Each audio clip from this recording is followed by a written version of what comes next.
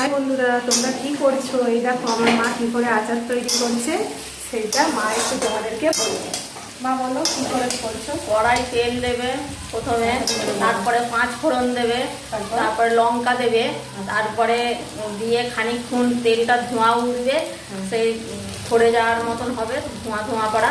তারপরে আমটা ঢেলে দেবে, দিয়ে নাড়াচাড়া করবে, নাড়াচাড়া করে লাল লাল করা একটু বেশ ভাজা হবে।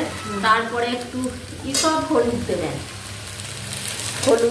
হলুদ দেবেন। তারপরে হলুদের ওপরে তারপরে আমটাকে আবার ভাজা ভাজা করবেন, নাড়াচাড়া করে লাল করে ভাজবেন। তারপরে চিনি ঢেলে দেবেন, চিনি ঢেলে দেওয়ার পরে সেইটাকে এবার আস্তে আস্তে পাক হবে।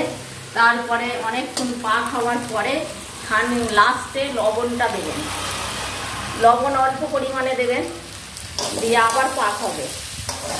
তারপরে আমার আচার তৈরি করা